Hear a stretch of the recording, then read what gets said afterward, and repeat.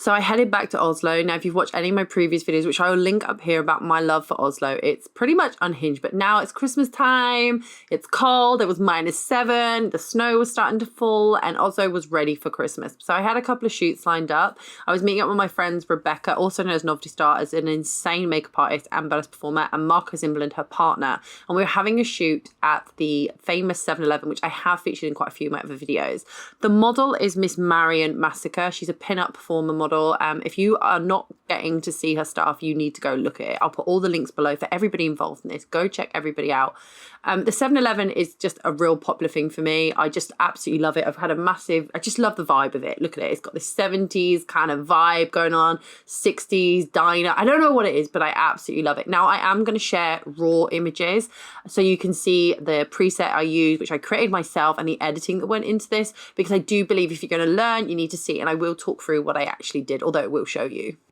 So these were shot on a 40mm lens from the Nikon on the Z6 Mark II. You can see my settings there. You can see it's kind of nice, it's popping, but then I did this to the edit. So while this is my own preset, you can see I instantly warmed it up. I did some very, very minimal makeup retouch because Rebecca is incredible. And I used my Omni filter to get this effect. So I didn't even import that or create that. As you can see, that is already in the raw. And just side by side, you can see the subtle difference. I mean, yes, there's a dramatic change in the color, but I don't think it's as dramatic as, say, it could have been. And I think that's why I like it so much.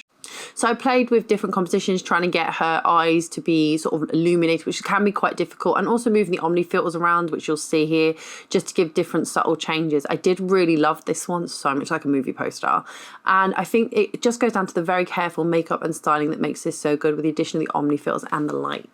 Then I thought I'd have this great idea of doing some sort of dramatic shutter drag portraits, fashion inspired, because I had them on my Pinterest board, and I thought it'd be so easy to do because I've done them in my studio, of which I will show you. However, outside on location using lights like these, no. Even with that flash, that V1 by the way is an incredible flash, but you can see here in the studio, it worked good. I had a good idea. However, no, and let me show you.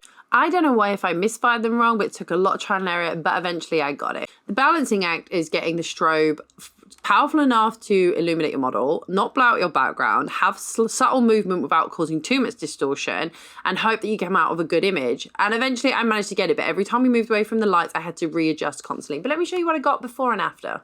So this is the raw. As you can see, I got a little bit of movement on there. You can see mostly on the hands and the hair, and I really like that. I mean, that's straight out of camera, and I think that's really lovely. You have to be careful when you were directing that flash, because sometimes I didn't get in the right place. But let's look at the edit.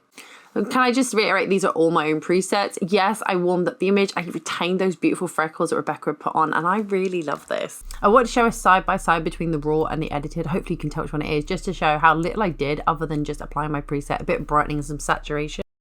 I love how much I enjoy doing the shutter drag. I am really quite proud of myself doing it. I know a lot of people say it's really simple to do, but out on location, freezing cold, I think we did good. I hope you enjoyed watching this video. It's very short and it was really, really cold, so we didn't do much, but don't forget to like, subscribe, comment, follow everyone. They'll be in the video description below, and I'll see you all in the next video. Thank you so much for being so supportive. I love you guys.